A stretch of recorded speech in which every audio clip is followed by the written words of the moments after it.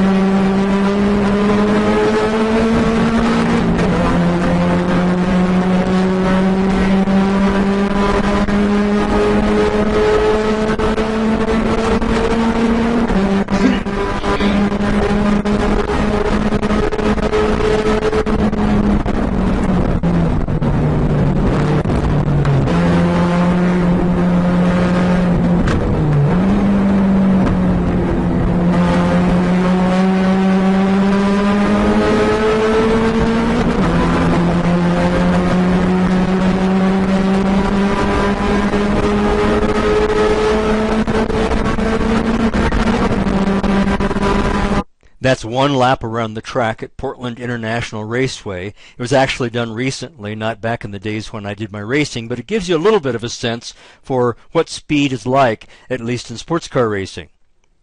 Let's take a look at project management and the vital signs that I've used for many, many years. These project vital signs are a lot like the vital signs that we use in a hospital when you go into the emergency room and you're looking at respiration, at heart rate, at temperature, at some subjective things like how does it feel. Projects have very much the same vital signs, and while some of these may appear familiar to you, we've used the vital signs of project management for almost 30 years as a way to identify and evaluate how well we're managing all of the things that are important in projects. And in fact, we have up on the upper left-hand corner time, our topic for today, together with some of the other important vital signs in a project. The science of driving fast is all about understanding the difference between ineffective and effective at-speed behavior as shown in two scenarios. I'd like for you to imagine yourself as a passenger in each of these two scenarios, Scenario A and Scenario B. And by the way, that car is one of the cars that I campaigned in my sports car racing. The context for the scenarios is a racetrack, that same one that you just saw the video, Portland International Raceway, and I'd like to point out this last turn before the long straight. We'll come back and talk about that a little bit later. And then there's this serpentine series of turns on the back end. We'll also discuss that. But for the purposes of this scenario, imagine this. as a passenger in the car, your car screams down the front stretch at red line and top speed. The first sweeping turn approaches. Heavy braking throws you first forward, then to the left. G-forces acting on your helmet make it impossible to see ahead. Your head is lolling about someplace to your left, and you cannot turn it. You can, however, see your driver frantically steering, braking, clutching, and shifting, and then repeating. Snap back to the right, your head hits the side window as you navigate through the first of the S's, a series of S-shaped turns. You saw that on the back end in that picture. Feeling like a bobble-headed doll, you clench your neck into the next set of curves and maintain more body control. Finishing the hot lap, you get out of the car, legs wobbly, and high respect for the skill of the driver. That's scenario A. Scenario B, again as a passenger, quickly moving beyond the roar of the engine and the huge gravity forces acting on your body, you observe the near transcendental calm of the driver as he precisely apexes the sweeper, skates through the S's, and powers onto the back straight. You appreciate that he seems to be driving at 9/10 speed, perhaps to avoid terrorizing you, his passenger. The shifting, steering, braking, accelerating are purposeful and efficient, and the precise integration a wonder. You decide to ask him on your next ride to show you what 10/10 speed feels like. That's two scenarios. Scenario B was 2 seconds faster. We see this in projects all the time. Calm and precise can be faster than frantic and terrifying. The most competent project managers are speedy smooth like a second driver, not chaotic and raucous. The frantic PM is usually much slower, and that's a first insight about project time management. Another aspect of managing project time involves apexing and maximum speed.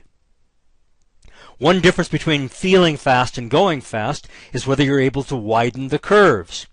Project curves include next stage planning, new team member startup, activity assignment, and handoffs between individual activities. Now on the graph we see the braking point all the way down through the acceleration point, and note how the curve radius is wider than the road radius. This is called widening the curves, and it's an important aspect of any project manager who intends to go very, very fast. So the project lesson, smooth and widen your project curves, and that's a secret to maintaining your project momentum.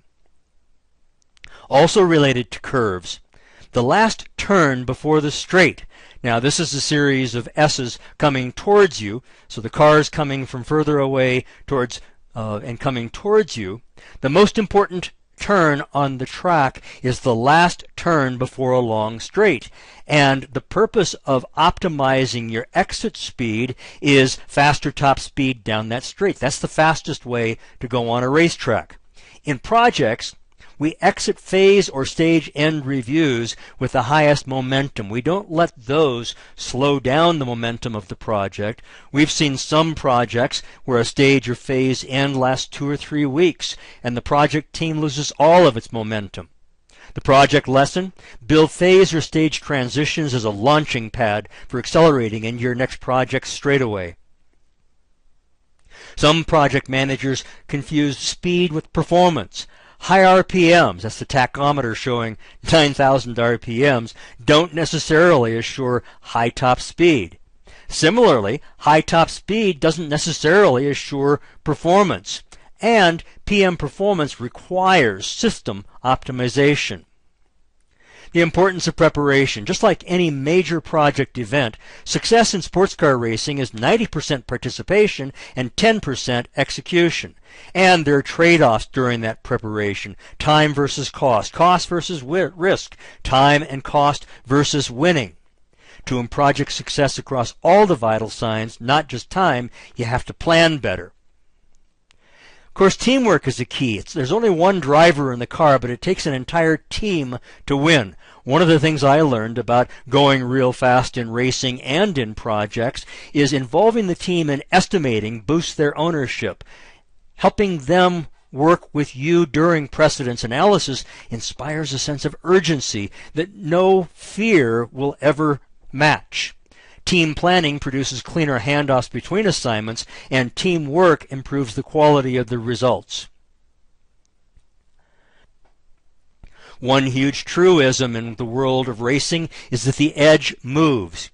Both racing and projects balance achievement with significant risks.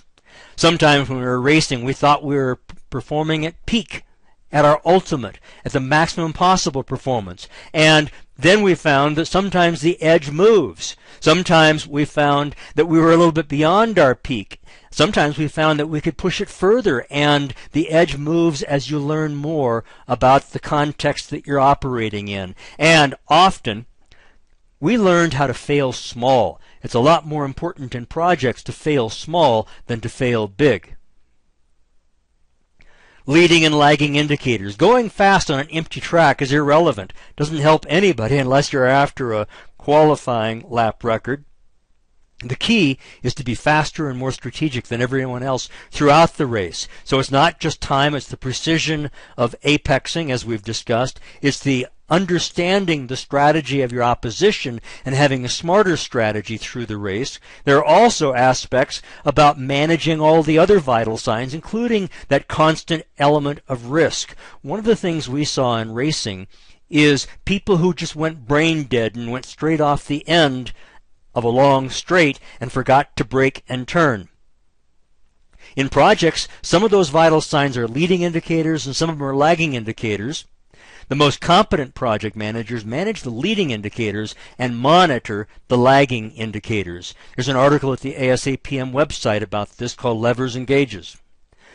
Those of you who remember our presentation from last year may remember this chart. It takes the vital signs and adds down on the lower right an additional business benefit, an ultimate vital sign. So some of these vital signs are project and some of these are product or end of project oriented.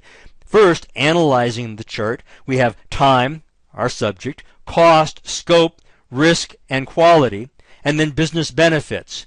If we look at which ones are cause and which ones are effect, the dashed line shows the original plan as approved by executives and sponsors. The red line on this chart, the red area, reflects the current revision. And I can see that time is up a little bit, cost is up a little bit. Time and cost as lagging indicators are effects. What could be the cause? Well, typically, scope is a cause. If scope goes up, then cost goes up and time goes up. You cannot manage a project just by managing time and cost. Those are lagging indicators. So you manage a project by managing the scope and perhaps by managing the talent. Of course, if the scope goes up, the cost goes up, and the benefit realization doesn't improve, or even worse, goes down, the return on investment perhaps has gone down, then we've got a business indicator that's dangerous. And then finally, if we take a look at the last level here, the kind of light yellow shape, we can see that we've brought scope back in, time is still even higher, cost is sucked back in, risk has gone out. So these again, time and cost are lagging indicators. We need to know and manage the leading indicators to manage any project. After the project, which of these vital signs is most important? Is it time and cost, or is it scope? Is it the right quality? Is it the business benefit?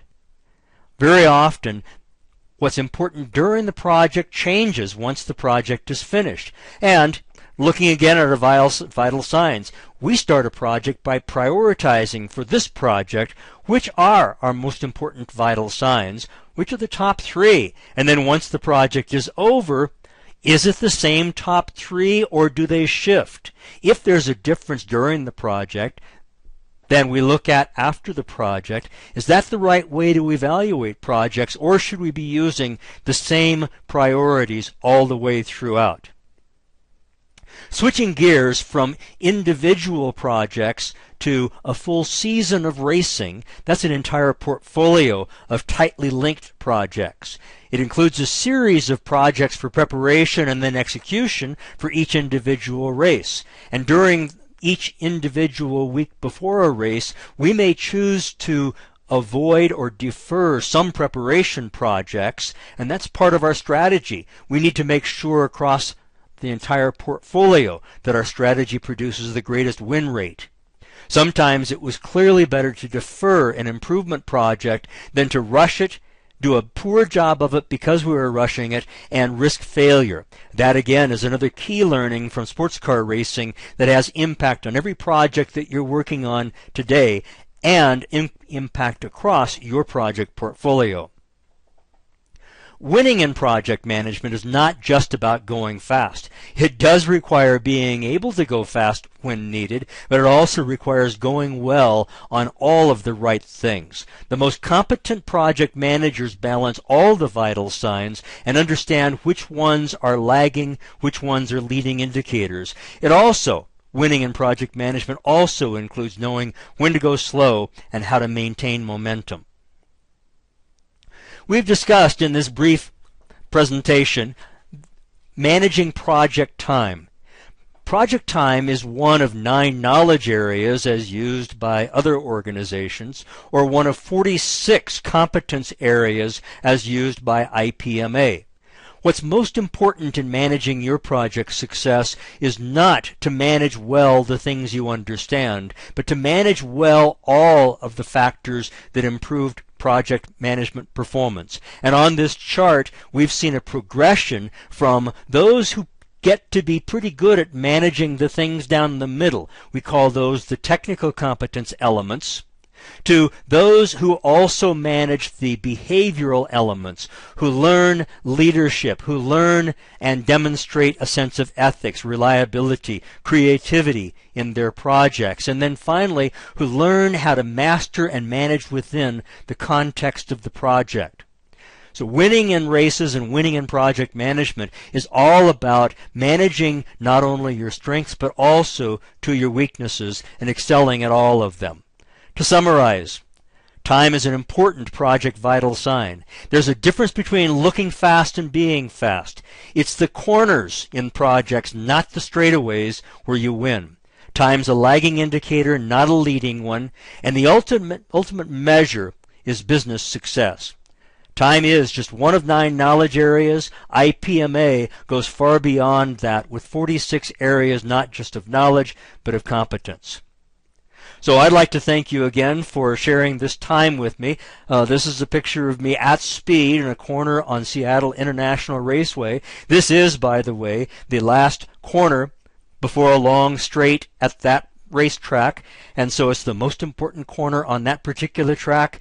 And there is a paper at the ASAPM website called Everything I Know About Project Time Management I Learned in Sports Car Racing. It recaps what we've talked about today. Thank you very much for your time, and I hope you have a great conference.